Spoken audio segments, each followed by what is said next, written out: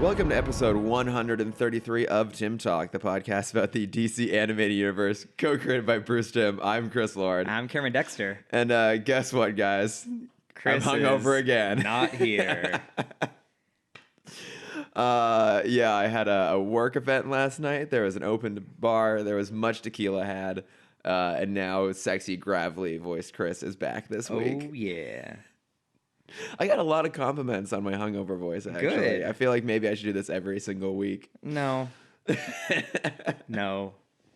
Because then I have to pull more weight. That's I'm not here for that. you're definitely gonna have to pull more weight this week. Also, I was very unprepared to be hungover. I did not have any like Pedialyte or anything on hand. I did not have any Motrin this morning, so I dragged myself down to CVS to go buy all that stuff and came back. And I was barely paying attention during the Zeta episodes this week. I'm gonna be perfectly honest. That's fine. They're not good. Per usual. Surprise. They are not wrapping anything up. No, but apparently season 2 does end in kind of a distinct way. I don't know. I don't know. Great. We have one episode left after this. This is a Zeta episode. It's not a bonus episode. We're back on topic. Surprise, surprise. We're almost done. We're closing in. Yes, we are in the last 3. Yeah. So a couple more this week, and then next week we'll do the finale, and we'll talk a little bit about season 3, what would have been. Got some notes on that. Or we just don't talk about it. We just don't talk it ever again. But first, let's get into a little bit of news. Yeah. I mean, I'd say there were a couple big pieces of news this week, but overall not a lot of news. Mm-hmm. We're also a couple weeks behind, obviously, since we had Joker last week. What was I saying? News, thank you.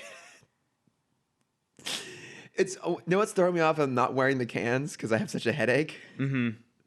And it's actually, maybe we're gonna try putting it back on. Do you feel naked without your headphones? It's actually kind of throwing me off a little bit. So headphones back on. This does help a little bit. Okay, good. Yeah.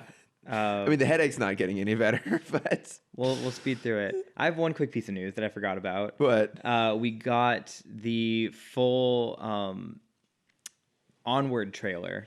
Oh, we did for the next Pixar film. Yeah. Pixar, Disney. Is it just Pixar? Disney? It's Pixar. Okay. Right. Yeah, because Pixar has 2 coming out. Yeah. Because they have that in Soul. So I'm surprised you doubted yourself there for a second. They've merged styles so closely now. It's hard for me to distinct. That is absolutely fair. Because especially with Coco feels very much like it could be either or. Yeah, and this one especially almost doesn't feel like a Pixar film in some ways. Yeah, because it's not a sequel. Oh, burn on you, Pixar! Oh man, you got that sick burn in there, Suck Cameron. on that. So I think we talked about it enough on the D23 episode. It's basically the footage that we got at the panel. We kind of understand the plot a little more. They have their dad's legs, and they're trying to get the rest of his body back. Yep. And that's all we need to talk about. Still looks great. I'm still excited for it. I don't know if I'm actually super excited for it. I mean, look, it's probably gonna be good because most Pixar stuff is. I find Chris Pratt really annoying in the trailer. And maybe it's because I'm just not super hot on Chris Pratt these days. Mm-hmm. But something about his performance is just kind of irking me. Well, I think he's supposed to be like the annoying older brother. Well, then he's doing a fine job. Yes. No, I hope it's good. It should probably be good. Yeah, I'm excited for it. We also had some few more leaks about potential stuff happening in Crisis on Infinite Earths. This is shaping up to be unbelievable. They're throwing everything at this. I am more excited for this than I am for, I think, any of the Marvel or DC films coming out within the next year. Oh, absolutely. This is the thing I'm most excited about. This is like the magnum. This is the grand finale, the magnum opus. Yeah. I don't know what CW. I feel like they're doing all this, and the next day CW is going to announce that not just the shows, but the entire channel is going under. We've hit our peak. We can do no more than this. Everything. I mean, just every time I either see a photo of Brandon Routh in the Kingdom Come Superman suit, or frankly just think about it, It gets me super excited. Yeah. I know I'm in the vast majority on this, but actually, Superman Returns is my favorite Superman movie. I don't think anyone else in the world has ever said that phrase. When we eventually Probably get Brandon Roth did. I think, well, he's so good in it. Yeah. He's such a good Superman. Also, it's an amazing score. The original Superman theme is fucking fantastic. The Superman Returns score is amazing. We keep threatening to do the live action movies. When we get to them, we will have a lot to say about Superman Returns for many reasons. Part of which, of course, includes the director and one of the major actors in it. But I love that movie. I think he's amazing Superman. I'm super excited for him in this, but they keep throwing more stuff at us. So now I don't know if it's actually confirmed, but it's rumored that looks like Lucifer from the show Lucifer will be making an appearance somewhere. Because technically that's like DC offshoot. Super excited about it. So let me know when the Gilmore Girls are going to be in here. Then I'll get excited. They'll absolutely be in there. There's going to be like some major battle happening on the street. It's the two of them just having a rapid fire conversation in a cafe. No, you're going to see them walk across the background with their coffee. That's absolutely true. Walking out of Luke's, right? Yeah, you got it. I never actually saw the show. Neither did I. Really? I was supposed to be in a brainstorm this week about it, and I'm like, it's not happening. I feel like you would like that show. I tried it for an episode, and I'm like, I just wasn't in the mood. Fair. But yeah, what other CW shows could they and should they put in this? Oh, I think it should absolutely cross over with the Riverdale verse. Absolutely. Yeah. 100% yes. Because so that is now Riverdale. They have Nancy Drew coming. It started. Oh, it already started. I watched the first episode. How was it? Bad. Oh, not too surprised, to be perfectly honest. And then I think they're doing a Riverdale spinoff, right? Isn't they doing Josie and the Pussycats? That's been rumored for a while. I would hope so, because that's a great story. Yeah. The rumor was for a long time that they were going to get their own Sabrina in there, but that's probably faded now that Chilling Adventures is doing so well. Yeah. Well, because I feel like Chilling Adventures originally started out as a potential spin-off, and then eventually it landed at Netflix instead of CW, and then I think it's its own. Which, I mean, I think the Netflix one is amazing. I've heard good things. I haven't watched it. It's very dark. It feels very much like what's his face? He does American Horror Story, Glee. He just Ryan Murphy? Feels like a Ryan Murphy show. Oh, the man who can't write endings? Yeah. Yeah. Well, the man who just makes kids sound so mature. That's true. He absolutely does. Like, look, I know he's talented. He obviously is teenage very Sorkin. talented. Yeah. Oh God, I do. You know how much I love me some Sorkin. I know. Yeah. I was talking with someone last night, and just kind of out of the blue, she's like, "I have a industry question for you." I'm like, "What?" She's like, "What is a walk and talk?" And I'm like, "What do you mean? What is a walk and talk?" She's like, "My roommate threw that at me the other day. He said, let's have a walk and talk." And I didn't know what he meant. And I'm like, "Oh, let me give you the history." I am trying to make Sorkining a verb. I think I said it to her last night. Really? Like, Yeah. oh, you go for a Sorkin. Just go for a long walk and talk. Yeah. I'm determined to make that happen. Yeah. Please, everyone, spread it. Yeah. Don't use walk and talk. Say, let's go for a Sorkin. Let's go for a Sorkin. Yeah. Which could either mean going for a long walk and a talk or doing a bunch of blow in a Letterman jacket. Exactly. One of the two. So interchangeable. Also, do both. Why not? Yeah. Why not? You want a Sorkin to the Sorkin? Yeah, exactly. Let's have a Sorkin and then go for a Sorkin. Yeah. Yeah, and to go see a Sorkin movie. Throwing some Molly's game. But no, I mean, I think they should throw every single CW show in there. They Absolutely. possibly can. But the other little thing, and I don't know if we'll actually... Supernatural. What are we doing? Why is Supernatural... That's like the obvious one. I think they'll pop up somewhere. I genuinely think they will. But what I'm very curious to see what happens with this is how much of this is just going to be running in the background. Because like one of the other things that came out was a photo of a Gotham Gazette newspaper. And it's a picture of Michael Keaton from, I'm pretty sure it's the first Batman movie on the front page. And the headline is Bruce Wayne to marry socialite Selena Kyle. And I think they put that out there just like kind of as a tease. So either that's going to, I don't know if they're actually going to have a pause moment on the show. Oh, you found it. It's right here. Yeah, Gotham City Gazette, Wayne Tech CEO Bruce Wayne to marry socialite Selena Kyle. Yeah. God, so fantastic. So I don't know if they're actually going to like highlight that in any sort of way, or if that's just the level of detail they're going into the world building on this, or even with all these actors that bringing back, how much are they going to be front and center versus in the background? Like, I don't know if we talked about it, but Michael Rosenbaum basically put out a tweet about why he's not on the show. Did we talk about that? I don't think so. So I think he either put out a tweet or maybe he mentioned it on his podcast, but obviously everyone's been like, oh my God, Michael Rosenbaum, come back. Because I think... Shave your head, please. Shave your head, right? I mean, I think he's an amazing Lex Luthor. Agreed. Probably the best live-action Lex Luthor we've ever got. I mean, look, I have a soft spot for Gene Hackman, but he's doing his own thing. Mm-hmm. He's just basically just being Gene Hackman. Yeah. Crazy real estate scams. But he's an amazing Lex Luthor, and I guess he said that he was asked to come back, but when he got the call from Warner Brothers, it was basically, hey, can you come do this? It's basically going to pay absolutely nothing. We don't know when you're going to shoot. We don't have a script for you. Okay. And you have to give us an answer immediately. Yeah, they just wanted to see like, hey, who... They probably called everyone first to see who would say yes and then wrote around that. Yeah, exactly. And that's the smarter way to go, obviously. And that also makes me think that I think the inclusion of a lot of these returning characters, I don't know if we even mentioned it too, but Ashley Scott is coming back as her character from Birds of Prey. Mm-hmm. Great. Fucking insane.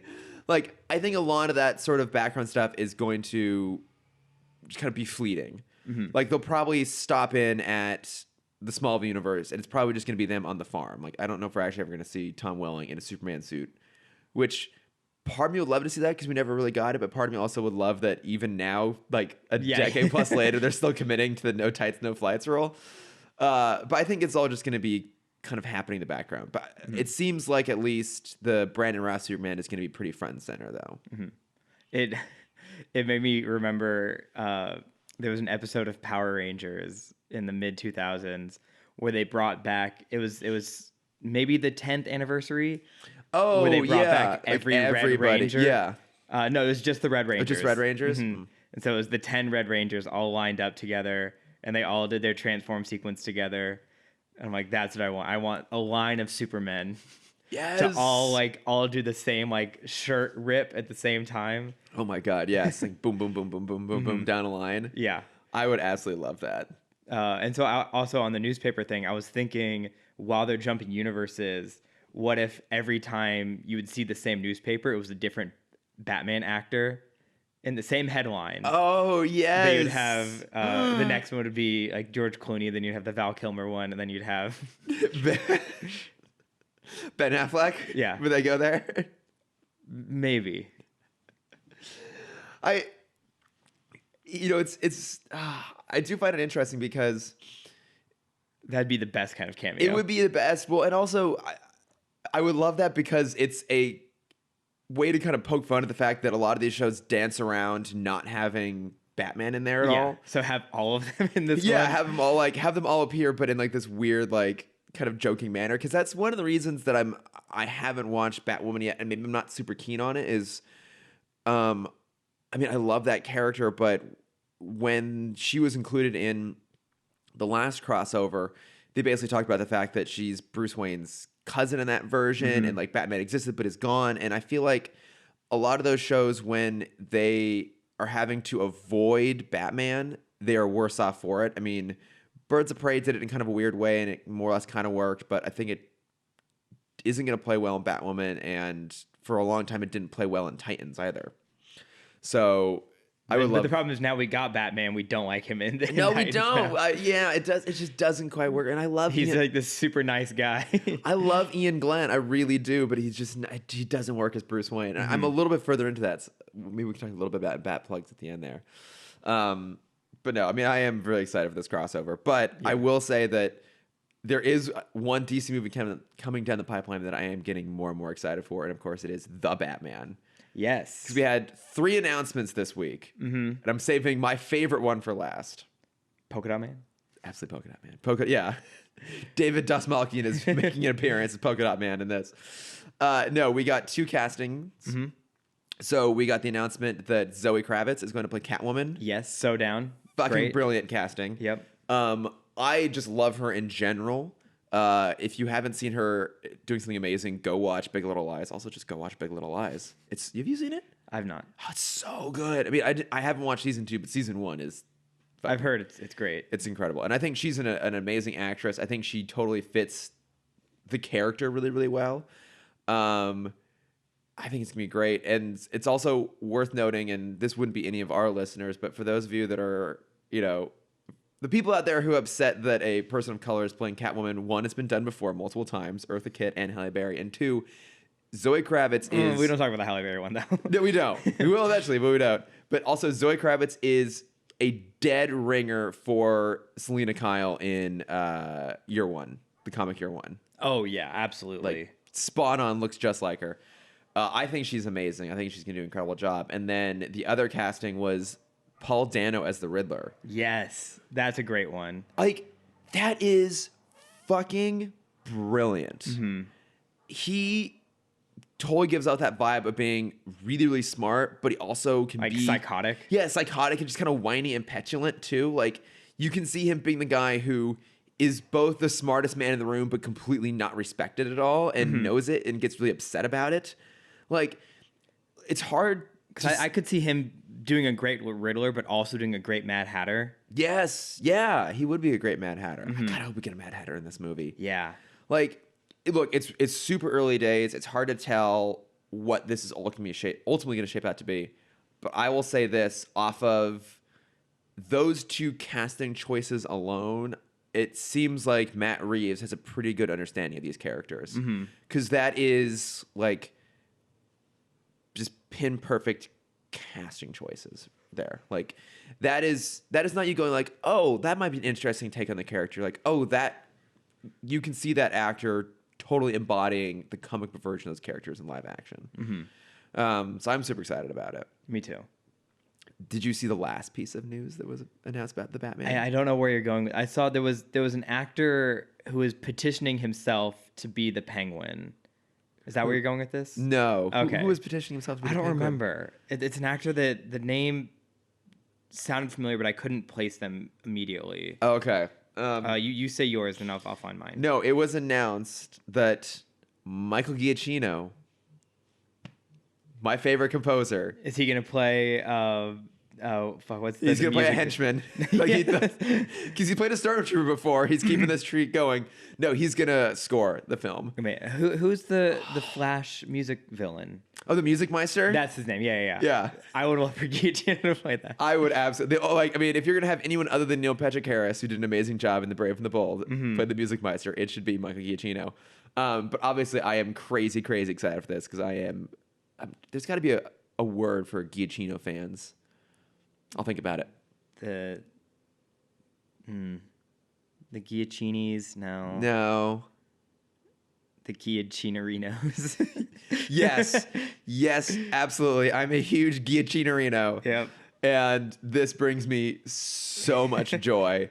I'm always looking for any excuse to throw a new Michael Giacchino score into my Michael Giacchino Spotify playlist. But now that it's going to be a Batman score on top of it, makes me so fucking happy. But yeah, that might be my favorite piece of news I've heard in a long time. Jason Alexander was petitioning himself to be the Penguin. Oh my god, I would love that actually. Well, the first three articles, when I googled the Batman, the Penguin, it's all the actors that have said no to it. Yeah. It's like Jonah Hill will not be playing the Penguin. I'm Seth fine with Rogen that. will not be playing the Penguin. Josh Gad confirms he will not be playing the Penguin. I'm like, that's It's like every just like slightly overweight white guy in Hollywood is turning down the role. yeah. I mean, to be fair, I think I'm not a big Jonah Hill fan. I actually think he would be good in that role. But I would probably just especially if they had him similar to his person in like Wolf of Wall Street, yeah. where he's like, very single-minded and almost psychotic in that way. Yeah. No, look, I think he's a good actor. I'm not really a big fan of his work in general, but I also think he would be distracting in the role. So I'm kind of glad he won't be there.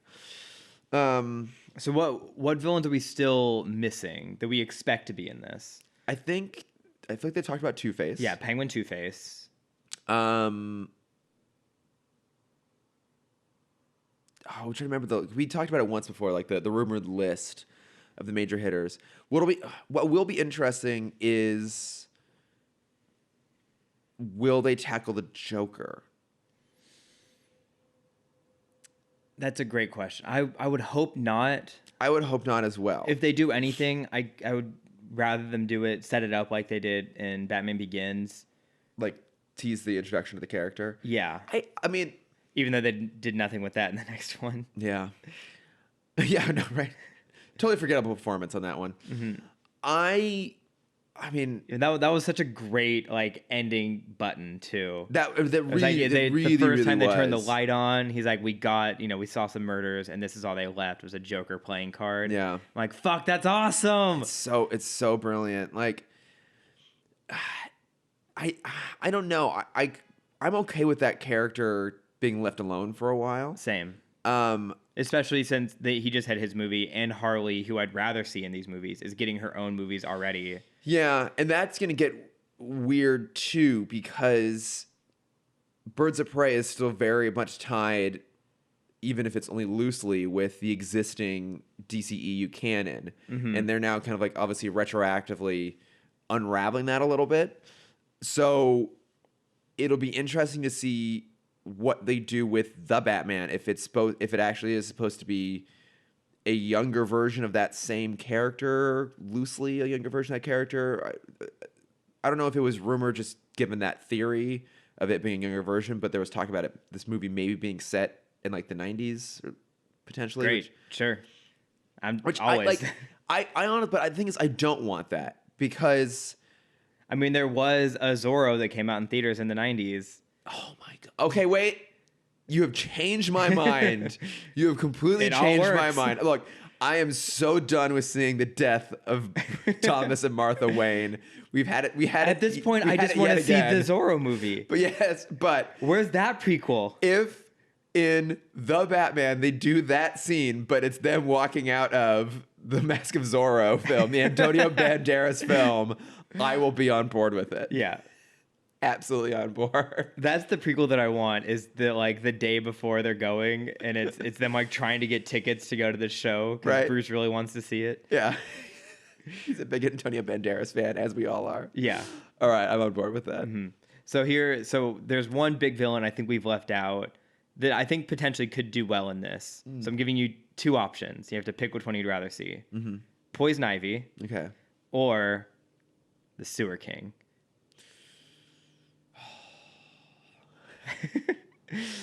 The Rat Man himself. I want to be the Sewer King because I just want to have I want the opening this movie to be like the Sewer King racing through the sewers and Batman just like landing in front of him, taking out with one punch. Yeah. And then that's just it. Could that be Jonah Hill? No, it should be the actor that played Wormtail. Oh, Timothy Spall? Sure. Yeah, he would be great. I just rewatched Harry Potter? No. Prisoner of Azkaban? No. Sweeney Todd. Oh, okay. The other Harry Potter. Okay, yeah, fair enough. I mean, it's got a similar aesthetic. I mean, it's the same actors. That is, isn't it? Mm-hmm. Yeah. Yeah, I forgot that he was in it. I love him. Yeah, he's so good. Yeah, his son's also great. Who's his son? Rafe Spall. So, did you see the movie About Time? With Rachel McAdams and Donald Gleason. Yeah, Donald Gleason and the other Gleasons. No, it's not the other Gleasons. It's Bill Nye. Is the dad. Yeah. So wasn't he in that? Wasn't he like the douchebag? Oh, you know what? I'm thinking of Joshua Maguire, Tom Hollander, Will Merrick. No, Vanessa Kirby's in that movie. Oh, Vanessa Kirby. No. So I'm thinking of actually. There's a different movie. It's like Say his name again. Rafe Spall. R-I-F-E. R-I-F-E. S-P-A-L-L. There he is. He's just been popping up in stuff left and right, but he's a really good actor. Oh, he's in Hot Fuzz. Yeah. He's one of the Andes. Gotcha. Okay. Yeah. Oh, he was in Men in Black, the new one, the bad one. That's right. He was. He's in the bad Jurassic World. Yes. Yeah, that's right. I'm trying to think of all the big stuff he's done. Yeah, no, he has that great moment in Hot Fuzz when he does Patty Considine in the Andes, and like one of them leaves the frame, and the other one he like pops back in, and as he's leaving the frame, he like starts to crack a little bit, which is a great gif. All right, have we talked about Rafe Spall enough? I mean, we can never talk We about. could never. Never talk about Rafe Spall enough, but we should get on to Zeta. Yes. Um, Also, let us know who else you want to see in the Batman. Oh yeah, exactly. Yeah. What other villains do you want to see pop Yes. up? Who would you like to play the what- Super King? The deep pulls from the Rogues Gallery. Who do you want to see pop up in there? But okay, we should How probably. would you like to see Batman have amnesia and Joanna Chang gang? I was just trying to think of the name of that guy and I couldn't, because like the episode, it's completely forgotten. Yeah. All right, shall we get along to Zeta here? What if we got the ninja back? I know. Okay, look, I know. All right, sorry. I know you don't want to talk about it, but I want to get through it because I want to go back to being asleep. That's fine. Okay. Yes. Hungover Which AF episode here. are we starting with? All right, let's do River Rising. Okay. Yeah, because I like. So it gets kind of confusing towards the end here because apparently, the Hologram Man is the season 2 finale, but that aired second to last. But it is the last episode on the DVD that I have. Okay. But then these 2 episodes recording today are out of order on the DVD. So it's all kind of messy. What order did you watch these in, actually, out of curiosity? Oh, I did River Rising and then Wrong Morph. Okay, all right. Yeah, so we'll start with River Rising. What the fuck is this? I feel like one of them went to Pennsylvania and like they were caught in traffic behind an Amish person and fuck the Amish. A horse-drawn carriage. Yeah, like fuck the Amish. They're gonna be the villains of one of our episodes. I really just kind of want to take that soundbite of you saying just fuck the Amish and pull it out and just broadcast That's it in fine. random places. You know, it's fine. They won't hear it. That's true. I never thought about that before, actually. But yeah, We could badmouth them all we want on a digital platform. I mean, we're tech dwellers, so they want nothing to do with Yeah. us. Obviously, the no techs, when you write it out, it seems like the stupidest name. But when they say it, it sounds so like Aztec. Right. Oh, the no techs. Yeah. The famous tribe of no techs. Because I imagine it is like that's like one of the teams from like Legends of the Hidden Temple. Legends of the Hidden No techs. Yeah. Because you have Omek is the That's true. the giant stone voiced by D. Bradley Baker, great man that he is. Bradley Baker is so good. Yeah.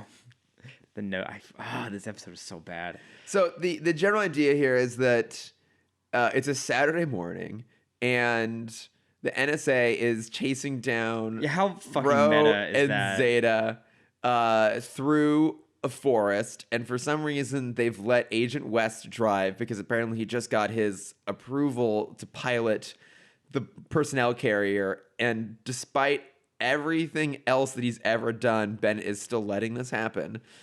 And okay, but so the crazy thing is, you think that maybe West is going to accidentally crash the bus. No, he's doing great, just having it like skid across the ground. Yeah, like for some reason it's a hover car that's not hovering. And I guess that's how he's messing it up. But no, they are taken out by an Ewok style booby trap. Yeah. Like they snap a vine that is well above the height of a human because it's only triggered by a massive hover van. Yeah. And that triggers a log to swing down through the trees and knock them off course. Mm-hmm. Why is that there? Because they hate technology so much. They're actively trying to hurt people? Yes. Because it's clearly put there by the tribe of no-techs, right? That's their induction speech or introduction speech. It's like, we really need more hands here because everyone here is super old, as you would expect, the people who don't like technology. It's all just the boomers of this world. They need more young hands to help build this wall because for some reason they built their town at the bottom of a riverbed. Yeah. There's a handmade levee that somehow is held up for however long they've been there. Yeah. Hey, here's an idea.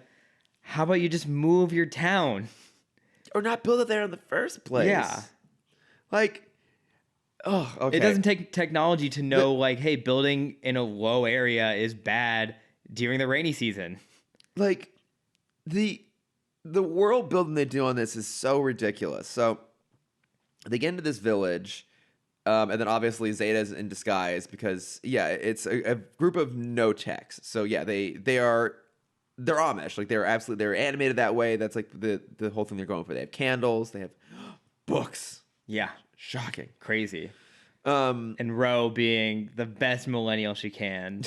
She's like, we have to work while we're here. Oh my god. Yeah. I hated Ro in this episode. I know. Surprise. She's terrible. So yeah, they end up in this Amish village essentially, who have built a town next to a riverbed that apparently every year the river floods more and more. Floods more and more, which thanks global warming. Yeah, I mean there's that. But also it's established that the no-techs were gifted this land by the government. Mm-hmm. Why? They were just tired of them complaining. Like, okay, wait. How do you think we got weed legalized? They were just tired of us complaining. Like, I actually want to... Okay, I want to try and figure out what situation arose that resulted in this particular thing happening. So, okay, so it's, what, 2039, 2020, maybe 2041 at this point. So, at some point, there was a group of people that decided to live without technology, which I could see that being a thing, kind of. Mm-hmm. I think occasionally you see people trying to make a movement of like, oh, like I'm going to not have my phone on me for a day. Like I'm going to leave my phone behind. We see slight shifts back towards like older analog tech, right? Like, vinyl records are kind of like coming back. It's a big old thing. Nostalgia's in. Everyone wants to watch Aladdin on a VHS tape now.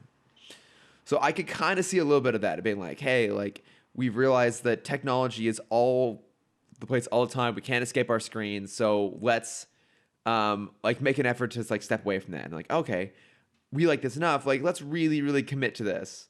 Let's really commit to not having technology. I imagine that no techs are like the vegans of the future. Mm-hmm. Here's how I think they got the land. Is they just took it and sent a handwritten letter to the government. Like, hey, this is our land now. And at that point, the government was no longer receiving handwritten notes. No, so the government sent them a denial email, but no one could just read it, and so they don't realize it's not theirs. They're just under the assumption that they approved it because they never got a letter back. And no one wants to bother dealing with it anymore. They just keep sending them cease and desist emails, and it never actually gets through. Yeah. And they occasionally try and send an actual handwritten letter, but anytime the mailman shows up, that's what the mail truck, trap is for. Yeah, it's for the mailman. Yeah, because they keep sending mail robots. Mm-hmm. It's clear, like mail would definitely be a thing that would be done by a robot in this future. We saw the delivery bot. That's true. Where it's a human driver, but the robot has to deliver the package. That's exactly it. Yeah. So the human driver shows up, and then the robot goes out with the letter, and then the trap is there to destroy it. Oh my god, it all makes sense. They're very forward thinking. Yeah. But yeah, I mean, but in reverse. That's true. But they're officially sanctioned by the government, and so the NSA can't set foot on soil without a warrant. So then Bennett has to go down to like good old Southern boy, like order, I say. Yeah, what's oh my god, how am I blanking on the Looney Tunes character, the chicken? Oh, Foghorn Leghorn. Thank you. Yeah, total Foghorn Leghorn judge. Yeah. Who then just like snaps at Bennett and basically like, I'm not giving you a warrant. Yeah. Sit down. Sit down, boy. Yeah, I should let you do the Southern accent. You actually have Southern roots. Oh, I did love the moment where Wes is like, hey, they said we can't set foot, but we can hover over. Oh my god, I know. Oh my god. And so Bennett's like, Rush, don't let him shoot him down. Rush, shoot him down. And she's like, don't tempt me. I like that line a lot, actually. Really liked it. But yeah, so they're in this place, and there's kind of like multiple threads converging. So like I'll give them some credit for. We've talked about this a little bit in the past. I think they're trying to make an effort to build up towards bigger climaxes. So here, Bennett is able to get a warrant and then goes back into the no-tech property at the same time that the river is now flooding and breaking through the levee. At the same time that Zeta has been discovered to be a robot, and they crucify him. They crucify him, and then they're gonna smash him with a rock. So again, I was sort of fading in and out as I was watching this. curled up in death on the couch this morning. It was The Passion of Zeta is the name of this episode. It goes on for 3 hours and it's very uncomfortable to watch. Yeah. Have you actually ever seen that movie? I have. I had to watch it in high school. Of course you did. I have never seen it. It's great to watch in high school, and you have to watch it in 30-minute segments because class keeps ending. Oh my god! It was like a week. It's a whole week, and that's fantastic. Yeah, it's a rated R film. Yeah, they were showing it in high school. I had to take religion classes. Yeah, I had to take religion classes in college. I will at least give, because I went to a Jesuit university, I will at least give my school credit. To a Jesuit high school. Oh, look at us. Look at us, Jesuit. Yeah, as Jesuit adjacent. Boys. Yeah. Thank you, Ignatius of Loyola. Yes, right. St. Francis of Assisi. Yeah, carrying that cannonball. Did I tell you there was a guy in my high school that would carry a cannonball around with him? Why? Because it was his like offering to Ignatius. Because Ignatius was hit with a cannonball. What? You didn't know that? I didn't know that. Yeah, that's. I never paid attention in my religion classes. Oh, he was my patron saint, so I had to. Wait, hang on.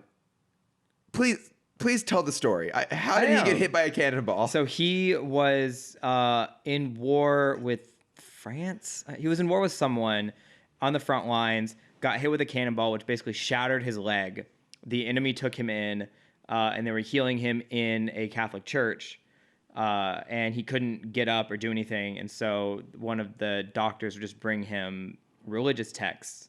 He would read more and more and more and more. He became the scholar of kind of this hospital church thing. And he's like, "Oh, I saw the error in my ways. I'm a Jesus boy now." So they call themselves, actually. Yes. With the Z, though. Jesus boys. The Jesus boys. Yeah. And so he became like the patron saint of knowledge or something like that. Okay. When you said he was hit with a cannonball, because I had no idea that was a thing, I was kind of hoping he was killed by a cannon. I don't think so. I was either hoping that, or I was hoping that he was walking and they were trying to move some cannonballs, and one fell off of a parapet and hit him. Yeah, he had a fallen piano moment. Yeah, he was struck by a wayward cannonball. Yeah, that fell off of a rack. Yeah, that or someone just dropped it on his foot. That would be great. Wait, so this kid in your high school would carry around a cannonball all the time? He would carry a briefcase with him, and in the briefcase was nothing except a cannonball, like an 8-pound cannonball. How big was this briefcase / how small was this cannonball? It was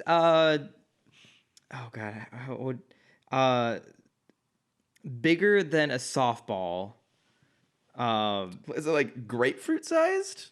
A little bigger than a grapefruit. It was like a standard cannonball. It's like this bag. Yeah, a cannonball is probably 4 or 5 inches. Yeah, so the size of a can. It's a cannonball. Chris. Okay, yes, but it's the size of a cannonball. Okay, but a briefcase is usually no more than maybe 2 inches. It was a wide briefcase. Why? Okay, was it a hard shell briefcase? Mm-hmm. Was the cannonball loosely rolling back and forth? What the hell? Yes, his name was John Apple, I believe. This story gets somehow both more absurd and more boring with every step of the way.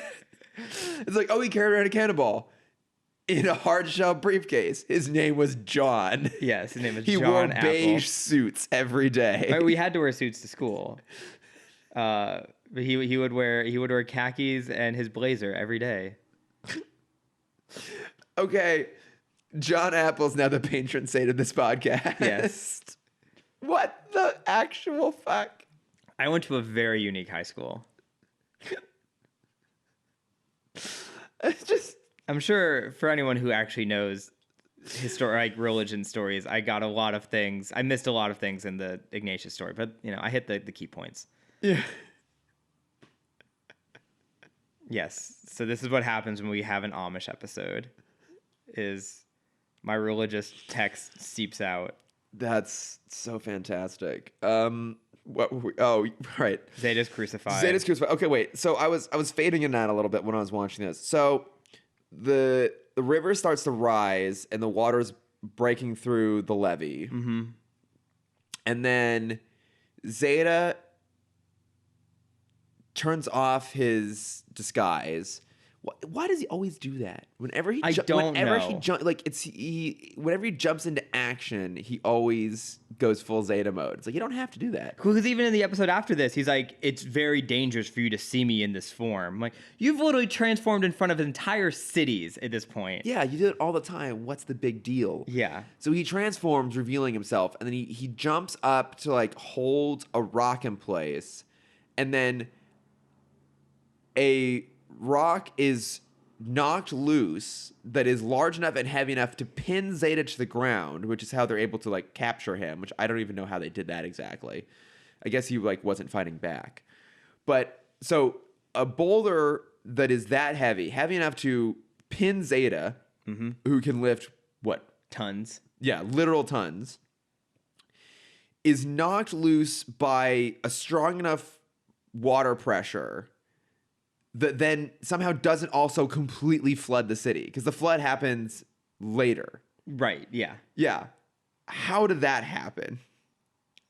There was some psychic using powers. It was a trap. They had a log flume trap in the river. You know who it was? It was the mailman. It was the mailman coming back for revenge.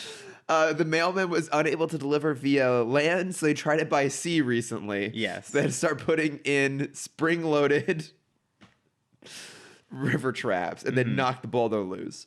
Okay, so then Zeta's pinned. They pull up. We think maybe they're going to save him because they pull up the boulder that's pinning him with this massive crane they've built. So also, hang on. Where do they draw the line with technology? Is it electronics? I assume so, yes. Okay. Because, like, they still clearly have... Like, they keep talking about how they hate machines. Like, you actually have mechanical systems in your village. You have built this massive fucking crane. Mm-hmm. No, it's anything that's not man-powered. Okay. I assume.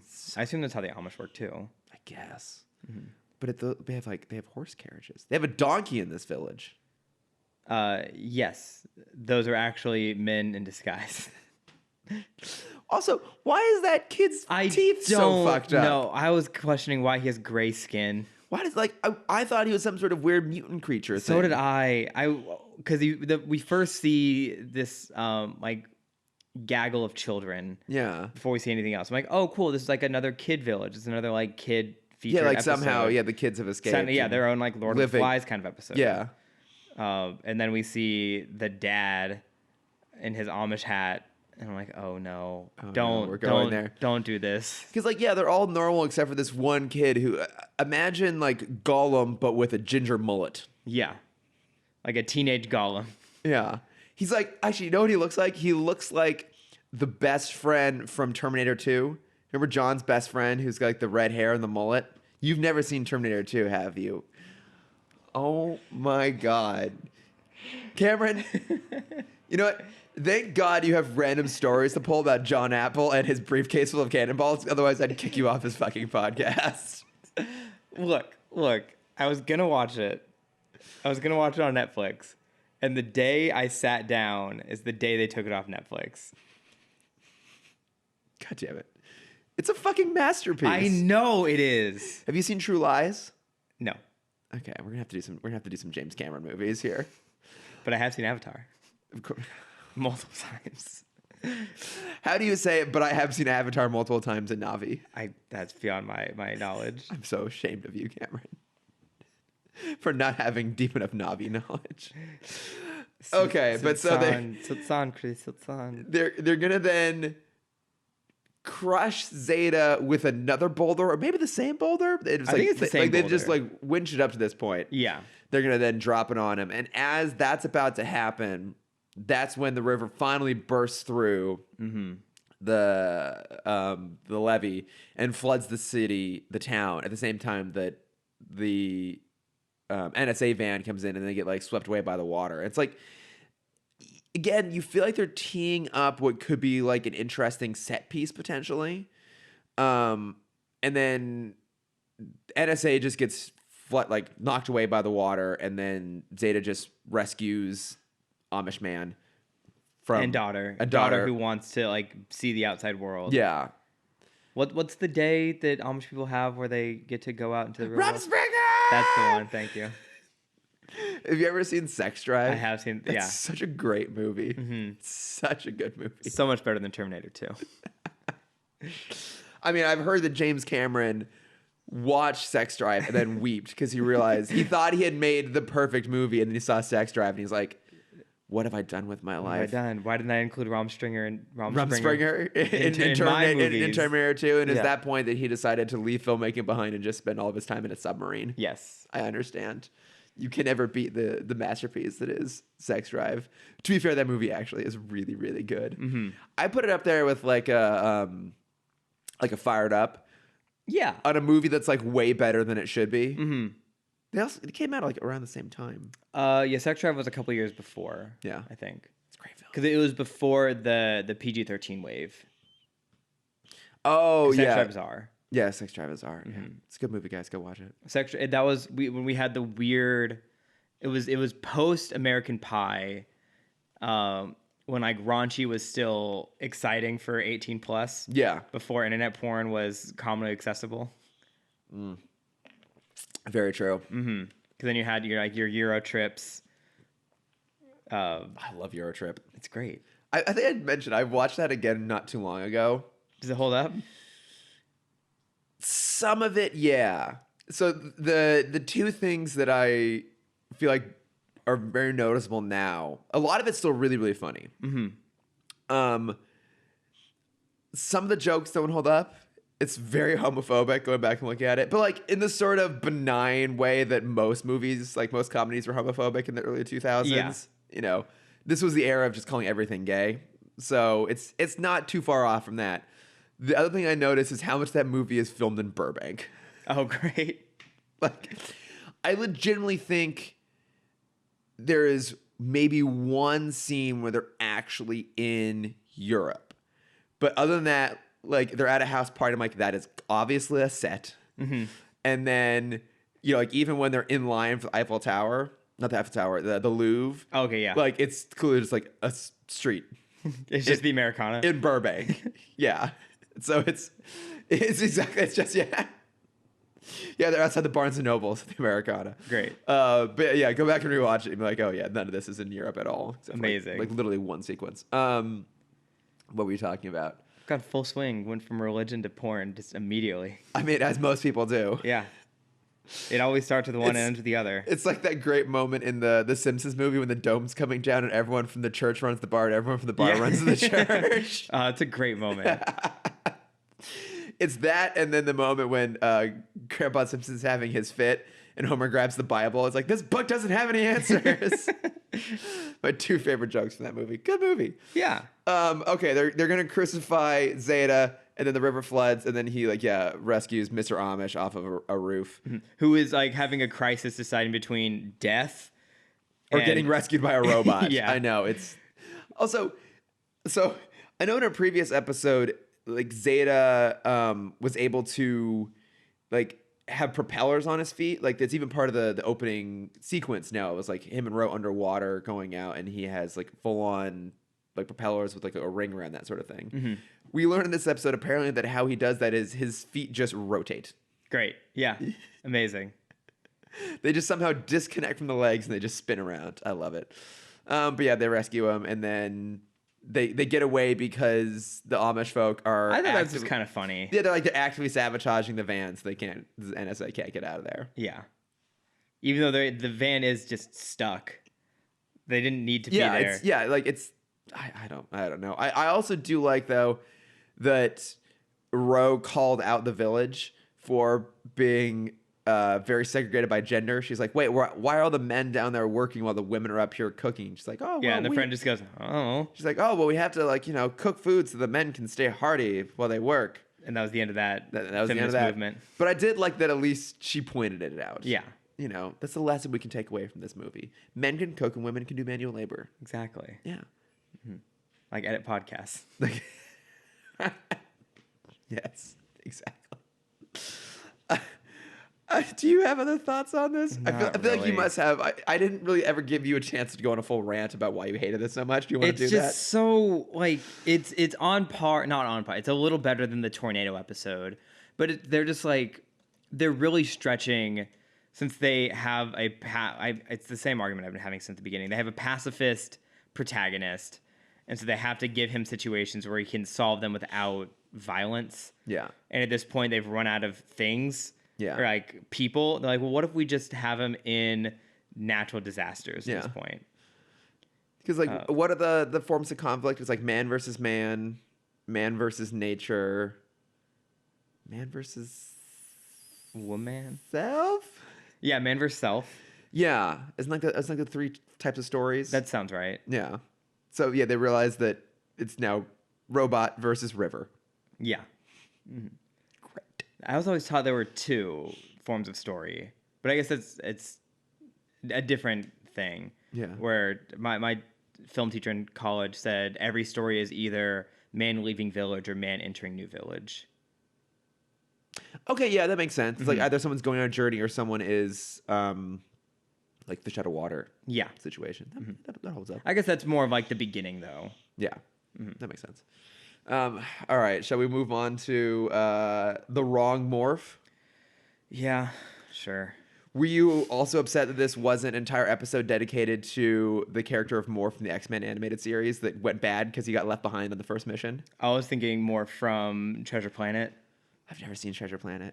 Wow, Chris, you've never seen Treasure Planet? I'm worried that once I've seen it, all other film will be ruined for me because it's a masterpiece. It is. No, Morph is like the cute little blob that can transform himself. I mean, that makes sense for, a character named Morph. Yeah, I think he's like sentient plasma, I guess. That sounds cool. Look up a picture of him. He's cute. I'll look him up. They were definitely like, hey, Stitch worked. What if we just made another kind of alien? I mean, Stitch is obviously the amazing. best. Oh, I remember this thing. Yeah, he's cute. He kind of looks like what comes out of your face when you pop a zit. Yeah, I mean, he's pus. kind of like a sentient snot rocket. It's a fantastic phrase. Also, the great name for an indie band. Oh yeah, we are sentient snot rocket. Okay. So, what are we talking about? The Wrong Morph. The Wrong Morph. I was hoping it was where his like morpher would go crazy again, but no. Yeah, not quite. So they go to see this guy, Dr. Morell, because I guess he worked on the Zeta Project. Yeah. And he may have information on Dr. Selig. So the same setup for, in the same way that there are two stories, man leaving village and man entering village, there are two stories in Zeta. It's either they're trying to go see someone to learn about Dr. Selig, or the NSA is chasing them. Or there's a tornado. Or there's three. Or there's a fucking tornado. Yeah. But in this case, they're trying to get information. They go to this guy's clinic where he is designing technology to help kids who have disabilities. Yeah. So like, I feel like it's very off-weighted because he has the blind girl has a walking stick that can talk now. Talks to you. Yeah, which seems it talks way too slow. If I'm walking a normal pace and it's like there is a person standing 2 meters in front of you, but you need to move. Like I'm already bumped into that person. It's like, move, bitch. Yeah.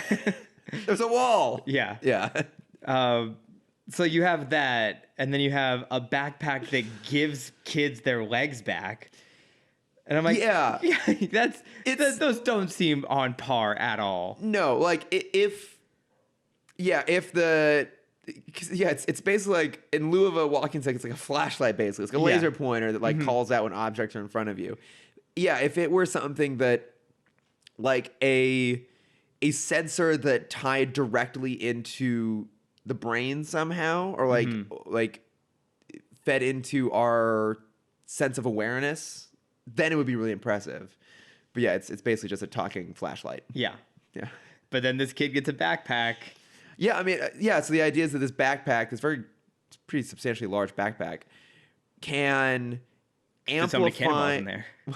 There's so many cannonballs in there. Yeah. That's the real challenge, actually. It runs on cannonballs. Yeah. But the backpack can amplify signals from the brain to the spine. Fine, okay. It makes sense for kids to walk. I get that. What I don't get is the guy that steals the backpack now has super upper body strength as well. That's where I don't get it. Yeah, you kind of He's feel he's like lifting cars now. yeah, he's like as strong as Zeta. Yeah. You kind of feel like where they started this episode with this idea was, okay, how can we make a person super strong? Now, this is set in the same universe as Batman Yeah. and Superman and Batman Beyond, where that sort of shit happens all the time. There are so many ways that people have amplified strength, either through being a metahuman or through technology. Well, we know that after the last episode, they're in the Midwest right now. They're very far behind. That is very, very true. Mm-hmm. And I can say that because I'm from the Midwest. Yes. I'm not allowed to agree with you, though. Yes. That backward country that we have. I'm a coast boy here. Yeah. Actually, yeah, I've only lived on the coasts. That's fine. I love the coast. It's better here. Yeah, it is. Sorry, everyone who's not on a coast. I think it's probably a lot of our listeners. Anywho. Yeah, but also stay there. We're pretty packed now. Just stay where Yeah, you that's are. actually true. Also, you don't really want to come to LA. Mm-hmm. Just come to Disneyland. No, don't do that. It's also packed. That's true. Yeah, go to Disney World, Yeah. but not when we're there, Right. because then it will also be packed. But yeah, so they have this backpack. But I think they had to come up with a way to give someone super strength. They came up like, oh, like it's a backpack, gives them strength. Like, oh, okay, but also this is a kid show, so we need to still somehow make it about kids. So it's designed to help kids because we need to have sympathy for them. Okay, so we can make them walk again. Like you can just see them like riding themselves into this place, and I think some elements kind of work. Like I like the idea of someone getting wrongfully accused of a crime because Zeta impersonated them. Like it actually addresses like what are the consequences of Zeta. Yeah, doing no, what he that's a does. great storyline. Yeah. Do you feel like how do I phrase this without sounding terrible, like a horrible human being? I should accept the fact that I am one. Do you think they made the kid who got framed for a crime disabled because they wanted to have extra sympathy for him? Like they couldn't. No, I think they wanted to do so they could have that one joke when he's sitting in the police station. Oh He's like, yeah, don't go anywhere. He's like, I'm a real flight risk. yeah. Yeah. I mean, like That came first. The whole episode revolved was around that one joke. Yeah, because it didn't really feel like it's weird because it's integral to the plot, given where the technology comes from, but also didn't seem like it really had much of a payoff. Here's the story that I would have liked. Yeah. I think this should have been A two-parter? a two-parter, Yeah. 3-part episode. The first episode ends with the kid getting framed. Yes. We spent almost the entire episode with the kid. We don't see any even moment of Zeta or Ro until the very, very end. Exactly. When it's revealed that, oh my God, It's been Zeta the whole It's been time. Zeta the whole time, and this other kid's getting arrested now. No, I think it should have been closer to that episode of Teen Titans, but do almost a reverse of it. You have to remind me which episode. There's two. So Only Human, which is when Cyborg's battery runs out and he's episode. taken over by the scrap metal, and they want to turn him full robot. And then Over the Limit, whatever the other one where he uses his human side to go over 100%. Yeah. I think it should have been a moment where you have the kids kind of having to compromise isn't the right word, but kind of the right word, where they have to decide like I could be all human or I could have this robot enhancement. Interesting. So the backpack kind of like makes them feel. So you can even see like the kid is normally walking around and he seems like a normal kid, and you have like these bullies come up. It's like, hey, look at this like this scrap metal kid, and they take his backpack off and you find out that's the reason that he's walking. Ooh, dark. Yeah. And so you have, these kids of like, I want to be human, but you're turning me into a cyborg. Mm-hmm. And then the person stealing the products is the bounty hunter because he knows that as a human, he can't beat Zeta. So he's trying to take all of these enhancements that he can to turn himself more robotic to compete with Zeta. Okay. And then part 2. I see where we're going with that. The bounty, I mean, they're kind of two separate ideas, but I until the end where I did kind of like how it was an inside job the whole time. Yeah. but also I liked that they had that twist on it, but then also it just felt weird that this guy was genuinely doing things to help people. Like, obviously the talking flashlight is maybe not the best, but like he's actually doing something very noble. Mm-hmm. And I guess his intentions were still to help raise money, like to basically allow a criminal to help, like to. He was letting Blake, the bad guy who's wearing this backpack the whole episode, he's like letting Blake steal stuff to then sell so that money can come back into the clinic. Yeah. Which doesn't still quite make sense because you're losing the thing you spend money on. Mm-hmm. So what if instead, like he poses that these are things for kids to help with disabilities, but actually he's making products for like the military. I feel like that would make a little bit more sense. Yeah. Yeah, because it's weird because he's So the walking stick is actually like a mine detector. Yeah, I like that. Mm-hmm. Yeah, it's a minesweeper. Yeah. Click. There's click. a mine. Damn it! It was a mine. In 2, I've already stepped on the mine. Yeah. Yeah. You really got to figure this thing out better. Yeah. Mine approaching in. Yeah. But yeah, because they set him up like he's gonna be someone who's doing something noble. Like he used to design weapons, now he's doing something noble. He then is revealed to be in on the job, but then it's revealed that he's doing it kind of for the right reasons. But even then, when Kevin, the kid who's been framed, so the kid is framed for stealing the backpack because Zeta impersonated him at the facility, and so they thought he did it. Mm-hmm. But when the kid's like, "You're gonna," but no one questions the giant hole that he left in the wall. Yeah. Well, I guess he's like got super strength now. Sure. I guess. Also, there's like a gym inside the guy's office. It doesn't really make sense. But Well, that makes because he's a PT. That does make sense okay, because okay, it's for like fine. all the other kids. But fuck, where was I going with this? Oh, okay, but so then when Kevin comes up to him and it's like, "Hey, I've been framed. They want me to go to jail." The Dr. Morell's like, "Well, you need to go to jail so that all the other kids, like, to benefit everyone else." Even then, he's still a dick. Yeah. Like, it's this weird, like, roller coaster of, like, he's a good guy, bad guy, good guy, bad guy. And it's like, just give him a coherent motivation that is either good or bad. It's called having a gray character, Chris. In this show, You have to. They're very dynamic. there's only one gray character, and that's Zeta, Exactly. who is literally gray. But also that kid from the last episode who can also Who's talk that weird to gray? donkeys. Yeah, that weird gray skin. Yeah. And, like, hangs out with donkeys. Did we talk about that he could talk to donkeys? Can you talk to donkeys? He Eeyored at Oh, Bro. yeah. The donkey came over. What is going on in this show? I don't know. It also has a very abrupt end, this episode. It does. My other question, because I have a plethora of questions about this. One, how fast can that wheelchair go? Because they zoom, but also he crashes the wheelchair into the doctor's car and leaves like a substantial dent. Yeah. Is this an episode where WB came to them and like, hey, we need to hit all of the demographics, and so we need a PSA episode for this? And even if that were true, like I'm obviously for that. Like I think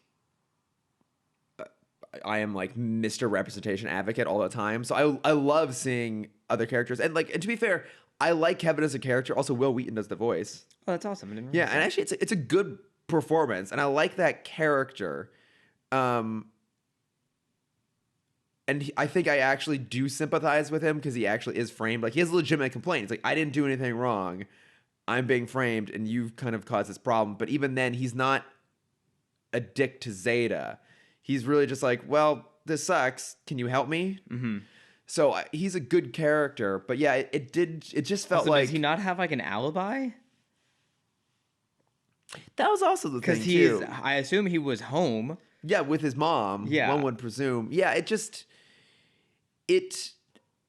so okay, this is an interesting thing. So there's a tangent here that I swear relates. I went to, at work, we had a Latinx panel come in. So it's a whole bunch of people from the Latinx community who are like up and coming folks in the industry. So like creatives, writers, representatives, representation, not representatives, a different thing. But one of the guys had a great point, and he's like, look, I love a show like Fuck, I watched it. Jane the Virgin. He's like, I love shit like Okay, Jane yeah, the yeah. Virgin. It's amazing. It's great for representation, but also it's a show about Latin culture, not a show that just has it operating in the background. And Right. I think I've kind of referenced that a little bit about want to see queer representation in film, which is like, hey, let's have more movies where it's just like characters are queer and it's not about them being queer. Mm-hmm. I feel like, Is that kind of like the L word? well, I mean, I've never watched. I know the new season's coming out. I've never seen the L word either. Okay, I only bring it up because the girl I boxed with is in it. And Right. I want to plug it. Yeah, that's for her. fair. It's worth plugging. Sorry. I've never seen the L word. I think that, I mean, I don't really, I don't really know anything about it. But I mean, I think when it came out, it was more like this is a show about lesbians Yeah. rather than being a show that has lesbians. Mm-hmm. And I guess that's what this episode kind of felt like. I would rather have an episode that has kids with ability issues with like physical limitations rather than it being about that. I Yeah. guess. Does that make sense? Yeah, absolutely. Because it was, I don't know, it was weird the way There they did was it. it's connected, but in a different audience. Mm-hmm. There was an episode of Kids Next Door where you had, it's such a great show, one of the best, where you had this trio of villains that were like super skilled and super energetic and super bouncy, and you find out that it's 3 grandparents at the old folks home. I think I remember that episode Mm-hmm. actually. Yeah. And they're only doing it because they found something that like gives them youth again. That's amazing. Yeah, I love that episode. Oh, the oh god, the nurses are all male nurses and they're all Robin Hoods. Like they're all stealing from the. No, like they're all like Robin Hood Men in Tight characters. Oh, really? Yeah. They're merry men. Mm-hmm. Men in tights. Yes. Tights. I forgot about that. They roam That's around the such a forest looking for fights. That's such a weird episode. It doesn't make any. They're also turn into. You think that they're only skilled when they're in their young form, but then you find out all the old people can combine their walkers to create a giant robot. I do. That all sounds very familiar, actually, which is amazing. That show was unbelievable. Oh my god. All right. Do you have any other thoughts on this? Yeah, so I brought up before how like to find Blake, the thief, Zeta impersonates the police chief, Oh yeah. sneaks into the office, and then the kid is like, "What? There's 2 of you." And Zeta's like, "It's very dangerous for me to show you this." Oh yeah. And I'm like, And he just reveals his self. Yeah. As he does all the time in every circumstance he possibly can. "Mm-hmm." He's not very good at what he does, is he? No, the kid has a great line at the beginning where he's like, "I can't tell what's real and what's a dream anymore," and I'm like, "Is this Avatar?" Oh my god. When he goes from walking to getting back into his chair. Oh, that's true. Yeah. I'm like, "Oh my god, it's Avatar!" You're the one. James person Cameron on the saw planet. this. And He's like- it inspired him to make Avatar. That's why it took him 9 years, because he only had that one line to work from. Look at the world he built out of it. My God, the man's a genius. Heck, by God. Yeah, he wins. I never really understood how he beat the villain. He kind of like overcharges the backpack. Oh yeah, the backpack. I was So waiting it's for it like to like he gets like explode. overstimulated or something, Yeah. and then like the guy like is in pain. They just go and like switch it off, and then it's done. Yeah, it gives him like a really bad headache, Yeah, and then they win. I can relate. Yeah, it was a very like, it had a lot of potential elements, and it really fell flat in the end. Yeah, as a lot of them do. Mm-hmm. All right. That's all I have. Should we mosey on here? Let's do it. You got any notes from Freeans? I do. I just gotta take a swig of Pedialyte here. Oh, sweet Pedialyte. Sweet relief. Thank you for being. Okay.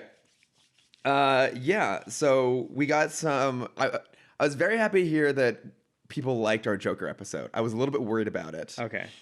Listening back to it as well, it definitely didn't sound as intense as it did when we were recording it. Because I think we were both like still like very much in the mindset of having just come out of the film. Yeah. And on top of it, we had just recorded another episode, so I think we were already a little burnt out. So it wasn't quite as intense as I remember it being.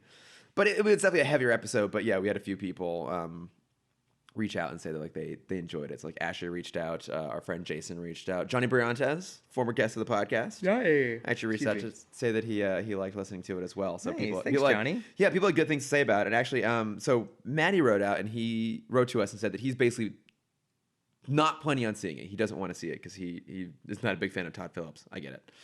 But he was saying that he had heard from people that the film actually has a bit of a lefty message to it. And I was wondering, in hindsight, looking back on it, is that something that you think is there? Like, does it actually come off? Does the movie come off as being sort of not let's say a super liberal statement, but more, I guess more or less, you looking back on it, like, you know, a couple weeks now off from when we recorded, do you feel a little bit different about the movie? Do I think Bernie should have played the Joker? Yes, I do.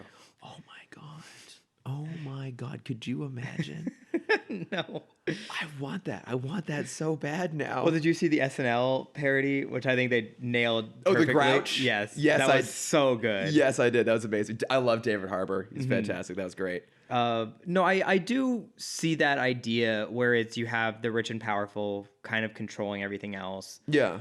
Saying they're going to do things to help when, and actually they're kind of doing it just for their own benefit. Yeah. I can see that argument to be made. Yeah. But I think it's so in the background, it's not something that's not an argument I would take on. Yeah, I mean, it definitely addresses the idea of I mean, what are henchmen disparity besides just a giant union? That's actually true. Is there a henchman union? There has to be. There must be. In Gotham City, there definitely is. Oh, yeah. Yeah. I would love to see the benefits of that. The Henchman's Local 33. There's a spin-off show for you right there. When I've had that conversation, not that conversation, but the henchman conversation a lot with people, because that's something I find so fascinating is the martyrdom of villains and how, you know, I think I've said this on the podcast, how the henchmen aren't henchmen, but they're acolytes, seeing their villain as someone getting shit done. And I was thinking about that even more, and I took it to the next step of like, the supervillains generally only target the rich. So it makes sense for the poor to see them as the good guy, as the Robin Hoods almost. Yeah. Whereas, you know, parallel to that, you have the mobsters and the gangs. Yeah. The mafias, sorry, where they just kind of target everyone who are doing their best to get to the rich level. Yeah, I do mostly agree with that. But I think where that doesn't hold up though is the villains that are just killing people indiscriminately. And I feel like the Joker normally falls into that category. But in this telling, yeah, in this telling, he's only killed kind of the upper class. Well, he started by killing the upper class. Yeah. But then he ends up killing other people that aren't. Yeah, but they don't see that. That's true. That's true. Yeah, they don't see that. No, that's exactly it. They don't see that happening in the background. But I mean, I don't know. Like, are you maybe a little bit warmer on the film? Yeah, it doesn't hit me as hard anymore. Yeah. I'm still not going to watch it again. Yeah. At least for a while. There was some posts that have been coming out of like it's all been a dream because all the clocks are set to 11:11 throughout the entire film. Really? Yeah, I thought that was interesting. Oh, I didn't. Anytime there's a clock on screen, it's always frozen to 11:11. Oh, interesting. So everyone is like, because obviously the other big question is like, what is real, what is not real? Yeah. Some theories have been coming out that like this isn't the Joker, but it's the person that inspires the Joker. I'm like, fuck you. And like, it doesn't matter. Honestly, like, that's fine. I don't have a problem with that either way. Like, we've talked about it at length at this point, but I just had a problem with its approach on violence. But it's a movie that I think I would be okay revisiting at some point. Okay. Down the line, maybe. But I'm like more fun stuff though. So Ashley also wrote in because she realized, or she basically said, when are one of you two yahoos going to point out the fact that on the Batman Begins soundtrack, all of the songs are named after a genus of bat? What is that? Like a genus, like a oh yeah, okay, yeah. And I remember that because I used to listen to that score pretty regularly. But that's a really clever thing that I had no idea. Yeah, it's a really clever thing that they did that she pointed out, and I really love that score. But it does one thing that really bothers me. Because is it out of order? Kind of. Okay. Because that does really bother I know me. it does. I've known you long enough that I reorganize my film scores in chronological order. Because if I've seen a movie enough, I really attach myself to the music, and so I get frustrated when things aren't in the right place. Yeah. But no, what it basically does is it's more or less actually in order, but it doesn't include the end credits.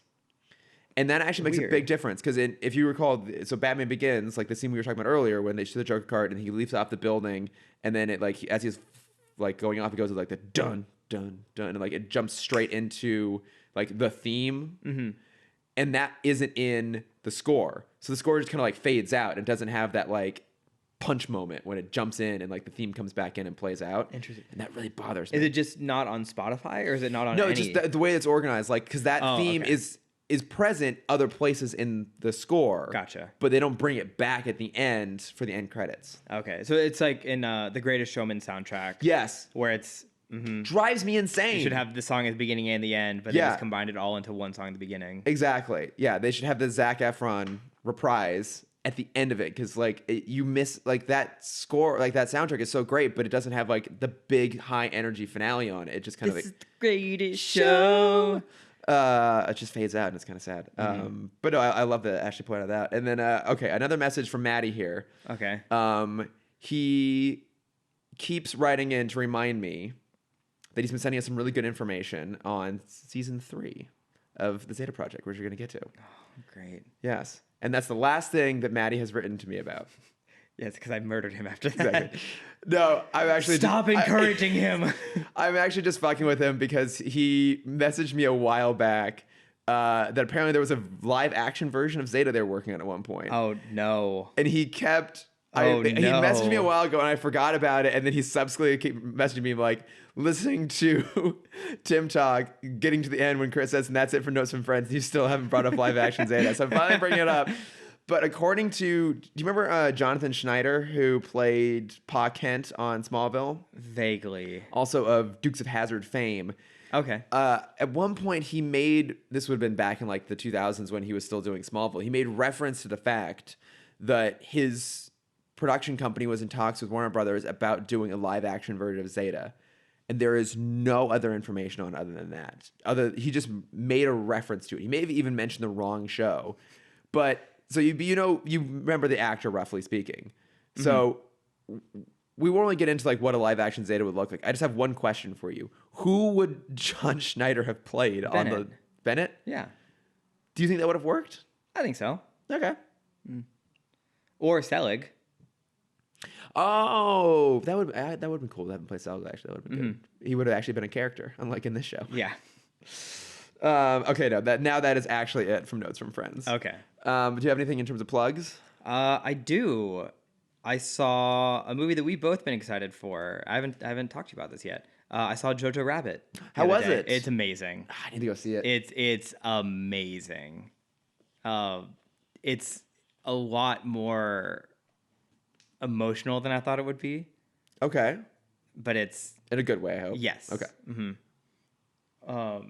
Yeah, I went with one of my Disney friends, and she talked about all of the references they had to Schindler's List in there, which I thought was fascinating. And now I want to go back and rewatch The Great Dictator because I feel like there must be references to that in there as well. I've never seen it. Have you?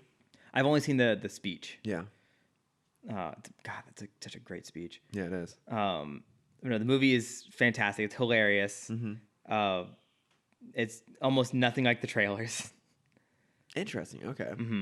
Because the trailers make it seem almost like vaguely Wes Anderson-y. Yeah, and so the movie does feel like if Wes Anderson made a propaganda film, that's exactly what this is. Interesting. I think Sam Rockwell's character is surprisingly the best part of the movie. I mean, Taika is the best part of the movie. Yeah, I mean, well, also not surprisingly, Sam Rockwell is like the greatest actor of his generation. Well, I didn't realize how much of the movie he was going to be in. Oh, okay. I fucking love him. Yeah. Have you seen Mr. Right? No, it's the rom-com he did with Anna Kendrick, right? Yeah, I just watched it recently, and it's pretty good. Yeah? It's really funny. Does he dance? Oh, yeah, a lot. Okay. A lot. Yes, Sam Rockwell's such a good dancer. Yeah. So for people who haven't seen or heard of Mr. Right, he is a former assassin slash bounty hunter that now kills the people that give him targets to kill. And so he's like the anti assassin. Oh, okay. And then on one of his hits, he bumps into Anna Kendrick, and they immediately fall in love. So he has to hide his career as a murderer while trying to seduce this girl who doesn't know what she's doing in her life. Was it on the Weekly Planet where they made a comment about how only in Hollywood do they think Hitman is still an actual job? Like there are probably more like characters. There are probably more actors playing hitmen than there are actual hitmen in the world. Yes. Yeah. It's so true. Mm-hmm. But yeah, no, go see Jojo Rabbit. It's very limited release right now. But if you can find it in a theater nearby, I highly recommend it. Yeah, I do want to go ahead and see that. Mm-hmm. ArcLight? Yeah, it's at ArcLight right now. Okay, yeah, I'm going to check that out. Mm-hmm. No, I really want to go see that one. Yeah, I've actually finally got a chance to like get caught up on a few things and watch some things. I texted you about this. I watched Death of Superman and Reign of the Superman. Mm-hmm. They're really good. Yeah, they did it pretty well. They did it really, really well. And like I think I probably even was a little bit skeptical about them on this podcast before ever seeing them, because in general the New 52 stuff hasn't been that great. And I've particularly always found the voice performances just a little bit flat. I don't know why, because it's really talented people, and Wes Gleason is the voice director, and he's done a lot of stuff that's really good. So I'm not sure what seems to be missing in a lot of those movies. But I thought these were just really good across the board, like really good script, good storytelling, good performances too. Like I was actually really emotionally invested, especially in the first one. Like when Superman, not really a spoiler, obviously, dies at the end of it. Like I was really invested in it. Well, I think that's why you like the first one the most, because there's no talking. It's all action. It is. I mean, it is a lot of action, but like it actually is pretty good action. And you and I both really loved Superman Doomsday, which was the first DC animated movie they came out with. Mm-hmm. And I was kind of like, why do we have to revisit this? And I will say that the one cool thing about doing it in the New 52 verse is the fact they were able to incorporate the whole League. Because that whole sequence of Doomsday burning through every member of the Justice League is really, really good, actually. Yeah. Like, when he is fighting Wonder Woman, like, it's super intense when he, like, basically is able to get the best of her. It's pretty crazy, considering... She's the best fighter on the planet. How badass she is. And the fact that Batman is, like, just constantly taking hits and is, like, clearly very injured, but still in the background trying to do whatever he can to keep this thing occupied while stronger heroes come in to fight. Mm-hmm. I really love that they burn through all of them, and so when it really does come down to being Superman at the end, like, you understand why it has to be him. Yeah. So I really love that one, and I really enjoyed the second one too. And I thought they did a nice job giving enough time to each of the different Supermen and giving them enough of a story, enough personality. It's like just really impressed with it. Yeah, all the way across the board. They're really, really good. Highly, highly recommend them if you haven't seen them. I would consider them amongst, I think, the best of all of the films. Oh, interesting. Yeah, DC and New 52 and otherwise. I'd say it's the best of the New 52. I still think the others are pretty. I mean, yeah. I mean, look. I mean, the best are still Under the Red Hood. Crisis on Two Earths. Flashpoint. Oh my God, how am I blanking on it? It's the one based on the Judas Contract, on the it's the one where all the heroes are taken out. Oh, Doom. Doom, yeah, Doom. That's a great one. That's the best one. Yeah, but I mean, I think this, it's not quite on the level with those, but I think it's Dark Knight Returns. Yeah, it's pretty solid. So go check this out. And then I watched Teen Titans Go versus Teen Titans. Okay, I haven't finished it yet. I'm maybe 20 minutes in. Okay, let's visit that next week then when you've also seen it. Okay. But I'll just say, like, I loved it. Highly recommend everyone go check it out. Mm-hmm. So yeah, we'll do that. We'll probably talk about that one next week. Great. But yeah, I think that's it. Great. We did it. We did it. You can go to bed now. No, now I got to go get lunch, then go see Little Shop of Horrors. Little Shop of Horrors. It's gonna be good. Yeah. I'm excited about it. I'm also feeling less hungover. Good. It was you, Cameron. You brought the energy. Good, because now I'm very tired. No, I'm going to go take it We're out. just energy vampires. Mm-hmm. Just constantly going back and forth. Yeah, I think that does it for this week. Cameron, where can they find you? If you want to see my face and my Halloween things, you can find that at camdex_adventures. And if you want to see my art and how abysmally I failed Inktober this year, you can find that at Cameron.Dexter. Well done. That's the one. Where can they find you, Chris? They can find me at Lordifer on Twitter and Instagram. And you can find the podcast at Timm Talk Pod on Facebook, Twitter, Instagram, and Gmail. Love to hear some questions. Also would love if you guys can go and give us some reviews on iTunes. We have gone through all the reviews that we had to read out loud. So we have no more to read. Oh. Maybe I'll just start making them up. Yeah, we can do that. Yeah, because you and I are well established that we're very good at improv. Yes. But no, appreciate anyone listening. And yeah, thanks everybody. Thanks, guys. Bye. Bye.